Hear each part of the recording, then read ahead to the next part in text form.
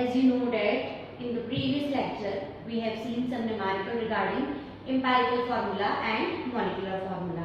Okay, तो वही हम लोग आज कंटिन्यू करने वाले हैं. Few more questions or few more varieties we are going to see today itself. Okay, so here we are having our question first. A chemical compound is found to have the following composition. इस बार composition हमको दे रखी है. Potassium they have given 4.25%, Fe 15%, sorry it is 15.2%, then carbon 19.5% and nitrogen 22.8%. Okay, again we have to construct a table over here. Now इसमें वही आना है हमारे element. So what are the elements we are having? Potassium, iron, carbon and nitrogen. Symbols we have written K, Fe, C and N.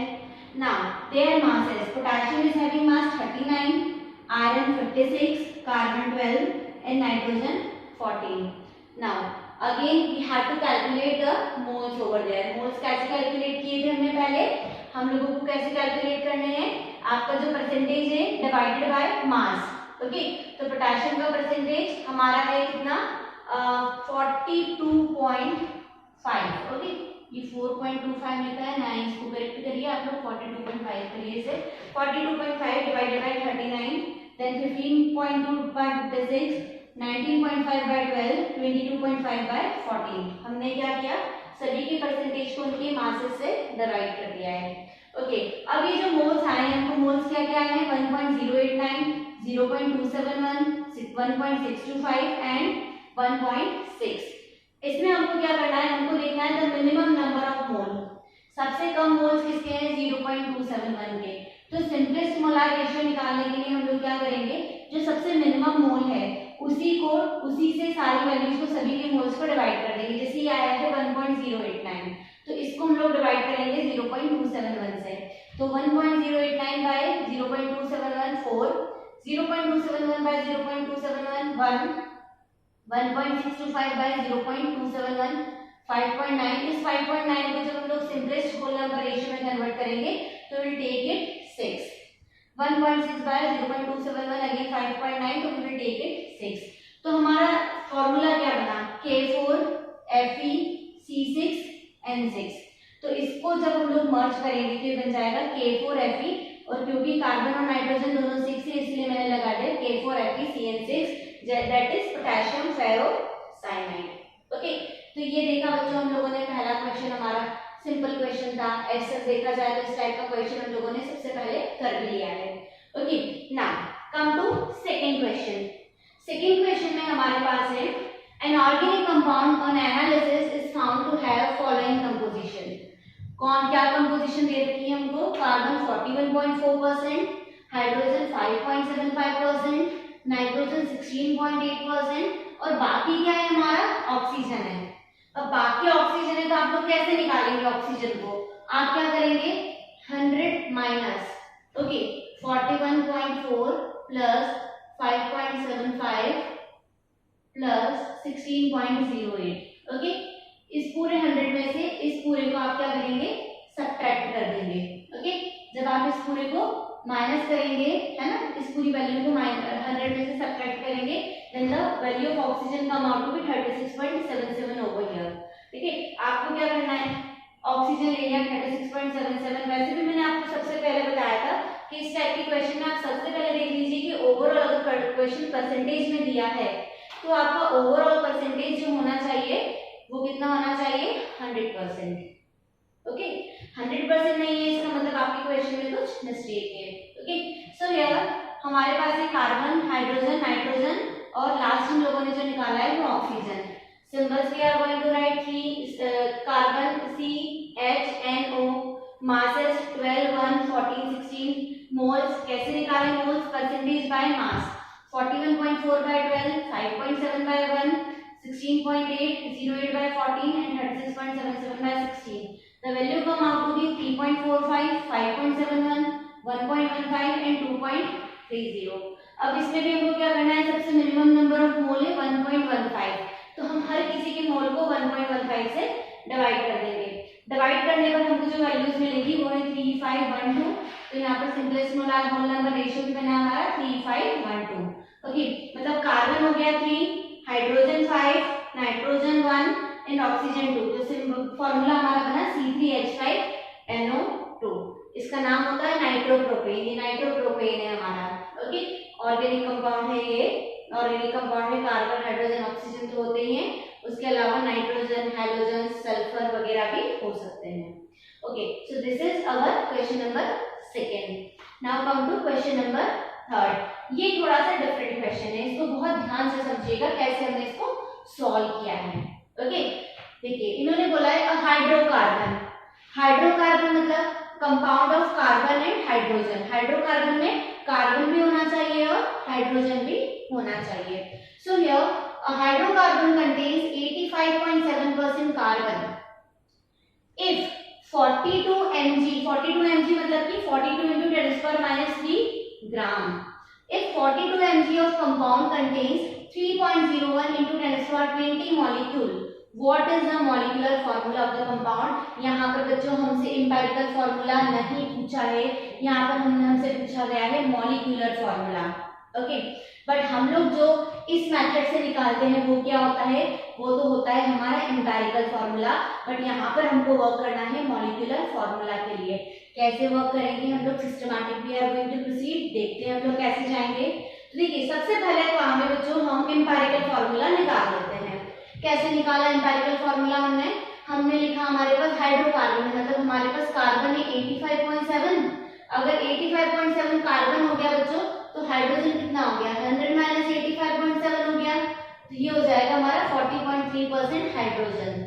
तो यहाँ पर हम लोगों ने ले लिया कार्बन, हाइड्रोजन, मास हो गया 12 ओके, 85.7 by 12 और 14.3 by 1 come out to be 7.14 14.3। Simplest molar ratio के लिए 7.14 मिनिमम नंबर ऑफ मोल्स है हमारे, इसलिए 7.14 डिवाइडेड बाय 7.14 1, 14.3 by 7.14 2। तो यहाँ पर आपको मिल गया कार्बन 1 एंड हाइड्रोजन 2 CH2। तो यहाँ जो एम्पेरिकल फॉर्मूला हमको मिल गया है CH2। ओके, नाउ यहीं से मैंने निकाल लिया है empirical formula mass. Empirical formula mass carbon 12 hydrogen 2, तो टोटल एम्पेरिकल फॉर्मूला मास निकला मेरा 14। अब हम चलते हैं बच्चों फिर से क्वेश्चन में। क्वेश्चन में क्या दिया है हमको कि 3.01 into 10⁻20 मॉलिक्यूल का मास है 42 mg। ओके, हम जानते हैं कि मोलार मास निकालने के लिए या मॉलिक्यूलर मास निकालने के लिए हमको पता होना चाहिए कि 6.02 into 10⁻23 जो कि हमारा 1 मोल होता है। तो 6.022 into 10⁻23 मॉलिक्यूल का मास कितना होगा, अगर ये हमको पता है बच्चों तो हमको मिल गया हमारा मॉलिक्यूलर मास। तो हमने वही किया यहाँ पे कि 3.01 into 10⁻20 मॉलिक्यूल का मास अगर 42.10⁻³ ग्राम है, क्योंकि यहाँ पर mg में है इसीलिए मैंने लिखा है 42 into 10⁻³ ग्राम। तो 6.022 into 10⁻23 मॉलिक्यूल का मास कितना होगा, ये जो भी मास होगा बच्चों यही तो हमारा मोलार मास है, यही तो हमारा मॉलिक्यूलर मास निकलेगा। ओके, तो हमने निकाली इस x की वैल्यू, ये x की वैल्यू आई हमारी 84 हमारा मिल गया मॉलिक्यूलर मास। अब मैंने आपको बच्चों फॉर्मूला बताया था यहाँ पे कि empirical molecular formula is equal to n into empirical formula, जहां पर n क्या था, एक होल नंबर रेशियो था। ये n कैसे निकालेंगे हम लोग, ये n निकाला हम लोगों ने molecular formula mass by empirical formula mass से। अब मॉलिक्यूलर फॉर्मूला मास तो हमारा 84 आया, ओके, और एम्पेरिकल फॉर्मूला मास हम लोग निकाल कर आए हैं 14। तो मैंने यहाँ पर कर दिया 84/14 कम आउट टू बी 6। तो यहीं पे लगा दीजिए molecular formula is equal to n into empirical formula. Okay, तो एम्पेरिकल फॉर्मूला क्या है, CH2 है और n की वैल्यू आई है 6, तो 6 into CH2 come out to be C6H12 जो होता है हमारा क्या, हेक्सेन। ओके, ये क्या हो जाएगा हमारा साइक्लोहेक्सेन का फॉर्मूला है ये। ओके, हेक्सेन भी आप लोग इसको बोल सकते हैं, साइक्लोहेक्सेन का है जनरली फॉर्मूला। सो मॉलिक्यूलर फॉर्मूला यहाँ पे निकला है C6H12। ओके, तो देखो बच्चों हम लोगों ने कैसे नंबर ऑफ पार्टिकल्स को यूज करके मॉलिक्यूलर फॉर्मूला फाइंड आउट किया है। ये थोड़ा सा एक डिफरेंट टाइप का हम लोगों ने क्वेश्चन देखा। आप एक बार ये क्वेश्चन देख लीजिए बच्चों, अगर आपको कोई डाउट लगता है तो आप पूछ सकते हैं। ओके, एक बार आप एक एट अ ग्लांस इसको देख लीजिए, then we are proceeding our next question.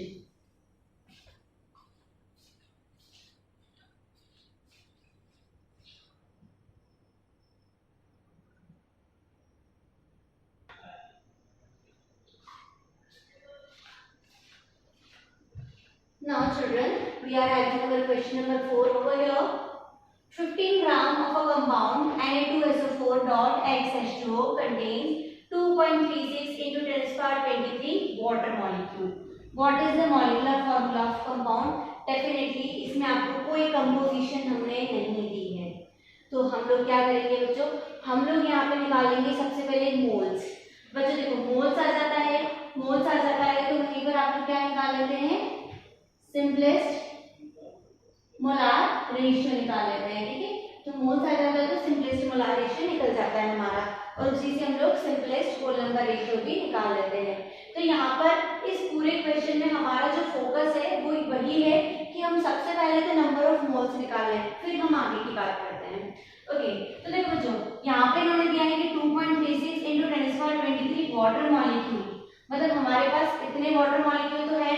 अब हम जानते हैं कि 6.022 into 10 to the power 23 equal to 1 mole, तो 2.36 into 10 to the power 23 कितने मोल होंगे, तो क्या करेंगे हम लोग, मोल्स ऑफ वाटर निकालने हैं तो 6.022 into 10 to the power 23 by 2.36 into 10 to the power 23 करेंगे तो हमको मिल जाएंगे वाटर के मोल्स। ओके, अब हमको क्या चाहिए, वाटर के मोल्स मिल गए हमको, अब हमको ये Na2SO4 के मोल्स चाहिए। तो सबसे पहले हमको बताना चाहिए कि इस Na2SO4.XH2 इस पूरे का मास 15 ग्राम है, इस 15 ग्राम में Na2SO4 का मास कितना है और वाटर का मास कितना है। ओके, हमको जो मिला है वो क्या मिले हैं, वाटर के मोल्स मिले हैं। मास का फॉर्मूला क्या होता है, मोल इनटू मोलार मास, तो हमको मिल जाएगा कि whatever the amount of water present in our given compound. So here mass of water हम लोग निकालेंगे तो that will be mole into molar mass, हमने किया 0.392 into 18 करेंगे तो कम आउट होगी 7.05 ग्राम। इसका क्या मतलब है कि 15 ग्राम में से 7.05 ग्राम तो वाटर का मास है, तो Na2SO4 का मास कितना हुआ, Na2SO4 का मास हो जाएगा 15 minus 7.05, come out to be 7.95 gram. Okay, now अब हमको मोल्स निकालने है ना, Na2SO4 के मोल्स कैसे निकालेंगे, given mass by molar mass. Na2SO4 का पूरा मोलार मास कैलकुलेट करिए, 2 into 23 plus 32 plus 4 into 16 करेंगे तो it will come out to be 142। तो given mass by molar mass 7.95 by 142 हमने किया तो हमारा आंसर आया 0.0556। हमको मोल्स मिल चुके हैं, ये है वाटर के मोल और ये है हमारे Na2SO4 के मोल्स, दोनों ही मोल्स मिल चुके हैं। अब वही है कि हमारा कंपाउंड Na2SO4 वाटर मोल्स हम लोगों ने लिखे 0.0556 से 0.392, मोलार रेशियो निकालिए, सिंपलेस्ट मोलार रेशियो निकालिए and just write down the formula over there, क्योंकि ये सेम क्वेश्चन ही है, यहाँ से ये बिल्कुल सेम हो जाएगा। एग्जैक्टली मोल कैसे निकाले हैं वो मैंने आपको पूरी कैलकुलेशन बता दी है। Now come to question number 5। Question number 5 है an OC means organic compound. An organic compound was found to contain carbon 40.65, hydrogen 8.55 and nitrogen 23.7%। Vapour density दे रखी है हमको, वेपर डेंसिटी मैंने आपको बताया था कि जो मॉलिक्यूलर मास होता है वो होता है 2 into vapour density. Okay, vapour density हमको दे रखी है, what is the molecular formula. Now यहाँ पर अगर मैंने कैलकुलेट किया 40.65, 8.55 और 23.7 अगर मैं करती हूँ तो मेरा ओवरऑल जो वैल्यू है इन तीनों को ऐड करने पर 100 नहीं आ रही है, इसका मतलब कोई एक एलिमेंट यहाँ पर मिसिंग है। नाउ अगर ऐसा कभी भी क्वेश्चन आता है तो जो भी एलिमेंट हमारा मिसिंग होगा वो एलिमेंट डेफिनेटली हमारा होगा ऑक्सीजन, क्योंकि आपके ऑर्गेनिक कंपाउंड में carbon, hydrogen, oxygen apart from that nitrogen, sulphur and halogen होने चाहिए। तो यहाँ पर क्या मिसिंग है, ऑक्सीजन इज मिसिंग, तो हम लोग वही करेंगे, तीनों को ऐड करेंगे, 100 में से सब्ट्रैक्ट कर देंगे। ओके, सो यहाँ पे ऑक्सीजन का जो परसेंट आएगा वो आएगा 27.1%। कैसे निकाला हम लोगों ने, क्योंकि ये वैल्यू हमारी 100 नहीं हो रही थी इसीलिए। So here again element carbon, hydrogen, nitrogen, oxygen, symbol, mass, mole, simplest molar ratio and whole number ratio, ये सब कुछ आपको कैलकुलेट कर लेना है। नाउ हियर एम्पिरिकल फार्मूला हमारा निकला C2H5NO, तो एम्पिरिकल फार्मूला मास भी आप निकाल लीजिए, यहीं पे ये हो जाएगा 2 × 12 + 1 + 14 + 16 दैट इज 59। तो एम्पिरिकल फार्मूला मास है 59। ओके, मॉलिक्यूलर मास कैसे निकालेंगे? 2 × वेपर डेंसिटी, तो 2 × वेपर डेंसिटी 2 × 29.5 मैंने किया तो come out to be 59। Here n की वैल्यू निकाल लीजिए, molecular mass by empirical formula mass 59/59 equals to 1। तो मॉलिक्यूलर फार्मूला क्या होता है हमारा? n × empirical formula that is 1 × C2H5NO। तो यहाँ पर क्या हो गया, हमारी n की वैल्यू सेम है, मतलब 1 है। ओके, सो n जब 1 होता है तो जो आपका एम्पिरिकल फार्मूला होता है वही आपका मॉलिक्यूलर फार्मूला भी होता है। सो this is our question number 5। Now the next one it is question number 6. Question number 6 है हमारा, a crystalline salt on being rendered anhydrous loses 45.6% of its mass. The percentage composition of anhydrous salt is aluminium at 10.50, potassium 15.1%, sulfur 24.8%, oxygen 49.6%। अब सबसे पहला काम, question में क्या है क्या नहीं ये सब बाद में हम लोग देखेंगे। सबसे पहले आप लोग इस कंपोजिशन की हेल्प से आप एम्पिरिकल फार्मूला निकाल लीजिए। ओके, तो मुझे देखिए इसको मैं थोड़ा सा और आपको अच्छे से बताती हूँ कि कैसे हमने इसको एग्जैक्टली सॉल्व किया है। ओके, सो एम्पिरिकल फार्मूला क्योंकि अब आपको निकालना बहुत अच्छे से आ गया होगा आई थिंक। सो हियर आपका जो एम्पिरिकल फार्मूला आएगा वो आएगा KAlS2O8, ये तो निकला हमारा एम्पिरिकल फार्मूला। ओके, नाउ यहाँ पर क्वेश्चन में चलते हैं हम लोग। A crystalline salt on being rendered anhydrous loses 45.6 of its mass। मतलब कोई सा जो सॉल्ट है क्रिस्टलाइन सॉल्ट है, क्रिस्टलाइन सॉल्ट में water of hydration, water of crystallization होता है। जब आप हीट करेंगे तो वाटर ऑफ हाइड्रेशन, वो वाटर ऑफ क्रिस्टलाइजेशन लॉस्ट हो जाएगा। ओके, क्योंकि वो वाटर लॉस्ट हो जाता है इसीलिए कुछ मास भी उसका लॉस होगा। और यहाँ पे जो आफ्टर लॉस के बाद में हमारा टोटल 45.6% उसमें से मास रिड्यूस हो जाता है। तो अब हम लोग इसको पूरे को सॉल्व करते हैं, कैसे आएगा ये। हम लोगों ने यहाँ पे क्या किया, एम्पिरिकल फॉर्मूला मास निकाल लिया। ये KAlS2O8 मतलब 39 + 27 + 2 × 32 + 16 × 8, इस पूरे को हम लोग जब टोटल करेंगे it will come out to be 258 unit. इसका एम्पिरिकल फार्मूला मास आया है 258। ओके, अब हम सपोज कर लेते हैं क्योंकि यहाँ परसेंटेज में बात हो रही है तो हम सपोज कर लेते हैं। देखिए बच्चों ये तो हमारा निकल गया KAlS2O8 एनहाइड्रस सॉल्ट का मास निकल चुका है ना, सॉरी एनहाइड्रस सॉल्ट का फॉर्मूला हमारा निकल चुका है। हमको हाइड्रेटेड का निकालना है कि कितने वाटर ऑफ क्रिस्टलाइजेशन इसमें होने चाहिए थे। तो हम लोगों ने सपोज कर लिया कि let the mass of hydrated salt का जो मास है वो हम लोगों ने ले लिया 100 ग्राम। अब इस 100 ग्राम में से कितना लॉस हो गया है, 45.6 लॉस हो गया है।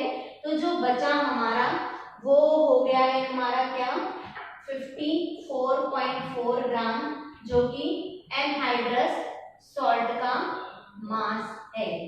तो बच्चों देखो 54.4 ग्राम एनहाइड्रस सॉल्ट इज, मतलब एनहाइड्रस सॉल्ट में 45.6 ग्राम वाटर है। सो 258 ग्राम ऑफ एनहाइड्रस सॉल्ट में कितना वाटर होगा। So here it will be 258 into 45.6 divided by 54.4. The answer come out to be a 216.3 gram. But ये तो क्या है, इतना हमारे पास में वाटर है। बट यहाँ से हम लोग निकालेंगे नंबर ऑफ वाटर निकालने के लिए क्या करेंगे, जितना मास है 216.3 डिवाइड कर देंगे उसके मोलार मास से, तो हमको मिल जाएगा यहाँ पे number of water molecule that will come out to be 12। Okay, तो इसका मतलब है कि KAlS2O8 ये एनहाइड्रस सॉल्ट है और इसकी हाइड्रेटेड फॉर्मूले में KaH2O8 की हाइड्रेटेड फॉर्मूले में टोटल वाटर हमारे होंगे 12, तो फॉर्मूला बन जाएगा KaH2O8.12H2O। ओके, सो ये हम लोगों ने देखा हमारा question number 6। Okay, I hope ये क्लियर हुआ होगा आपको अच्छे से। टॉपिक थोड़े से डिफरेंट टाइप के क्वेश्चंस हम लोगों ने देखे हैं और कुछ हम लोग डिफरेंट टाइप के क्वेश्चंस इसके देखने वाले हैं। ओके।